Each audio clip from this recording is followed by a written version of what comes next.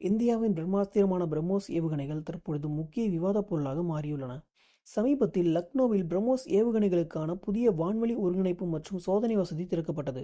இந்த நிகழ்வில் தேசிய பாதுகாப்பு அமைச்சர் ராஜ்நாத் சிங், பிரம்மோஸ் இந்தியாவின் ராணுவ வலிமையின் அடையாளமாகவும் எல்லை பாதுகாப்பிற்கான தீர்வாகவும் திகழ்கிறது என்று குறிப்பிட்டார். மேலும் இந்த புதிய வசதி இந்தியாவின் பாதுகாப்பு திறன்களை மேலும் மேம்படுத்தும் என்றும் அவர் நம்பிக்கை தெரிவித்தார்.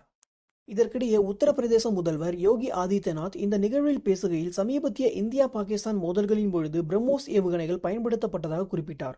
பாகிஸ்தானின் கப்பலை குறிவைத்து தாக்கிய ஏவுகணை பிரம்மோஸ் என்றும் தற்பொழுது இந்த ஏவுகணைகள் லக்னோவிலேயே தயாரிக்கப்பட்டு வருவதாகவும் அவர் தெரிவித்தார்.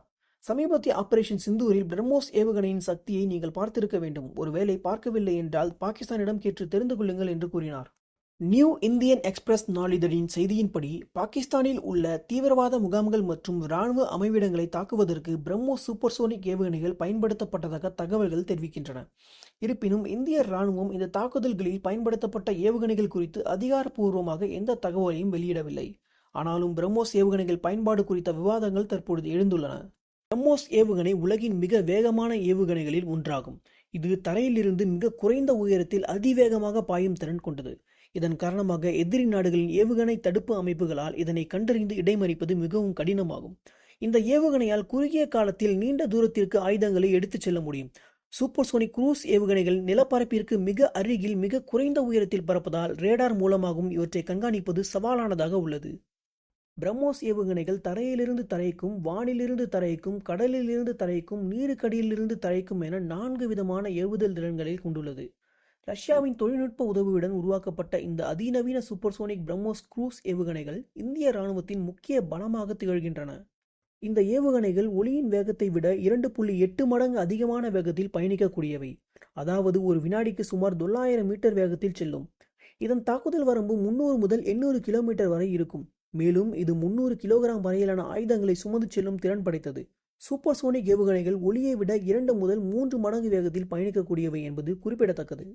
இந்தியாவின் DRDO மற்றும் ரஷ்யாவின் NPOM ஆகிய இரு நிறுவனங்களின் கூட்டு முயற்சியால் உருவாக்கப்பட்ட பிரம்மோஸ் ஏரோஸ்பேஸ் நிறுவனம் இந்த ஏவுகணைகளை தயாரித்து வருகிறது. பிரம்மபுத்திரா மற்றும் ரஷ்யாவின் மோஸ்குவா ஆகிய 2 நதிகளின் பெயர்களை இணைத்து இந்த ஏவுகணைக்கு பிரம்மோஸ் என பெயரிடப்பட்டுள்ளது. இந்த ஏவுகணைகளை தயாரிப்பதற்கான முதல் அரசாங்க ஒப்பந்தம் 1998ஆம் ஆண்டு கையெழுத்தானது. பிரம்மோஸ் ஏரோஸ்பேஸ் நிறுவனத்தின் தலைமையகம் டெல்லியில் இருந்தாலும் இதன் உற்பத்தி தொழிற்சாலைகள் ஹைதராபாத், நாக்பூர், பிலானி, திருவனந்தபுரம் மற்றும் லக்னோ ஆகிய நகரங்களில் அமைந்துள்ளன. இந்தியா தனது முதலாவது பிரம்மோஸ் ஏவுகணையை ஜூன் 12, 2001ஆம் ஆண்டு வெற்றிகரமாக சோதித்தது. இது 2005ஆம் ஆண்டு முதல் இந்திய கடற்படையிலும் 2007ஆம் ஆண்டு முதல் இந்திய இராணுவத்திலும் அதிகாரப்பூர்வமாக சேர்க்கப்பட்டது. அனைத்து வகையான வானிலை நிலைகளிலும் பகல் மற்றும் இரவு நேரங்களிலும் செயல்படும் வகையில் இந்த ஏவுகணைகள் வடிவமைக்கப்பட்டுள்ளது. சமீபத்தில் இந்தியாவிற்கும் பாகிஸ்தானிற்கும் இடையே பதற்றமான சூழ்நிலை நிலவியபோது இந்தியா பிரம்மோஸ் ஏவுகணையை ஏவினால் பாகிஸ்தான் அதனை தடுக்க முடியாது என்ற கருத்து பரவலாக நிலவியது. பாகிஸ்தானில் உள்ள எதிர்க்கட்சி நாடாளுமன்ற உறுப்பினர்கள் கூட பிரம்மோஸ் சூப்பர்சோனிக் ஏவுகணைகள் குறித்து நாடாளுமன்றத்தில் கவலை தெரிவித்துள்ளனர். முன்னதாக மார்ச் 2022இல் இந்தியா தனது பிரம்மோஸ் ஏவுகணை ஒன்றை தவறுதலாக பாகிஸ்தானை நோக்கி ஏவியது குறிப்பிடத்தக்கது. பாதுகாப்பு அமைச்சர் ராஜ்நாத் சிங் மேலும் கூறுகையில், இன்று சீரிய பீரங்கிகள் முதல் பிரம்மோஸ் மற்றும் ஆகாஷ் போன்ற பெரிய ஏவுகணை அமைப்புகள் வரை பல நாடுகளுக்கு இந்தியா ஏற்றுமதி செய்து வருகிறது.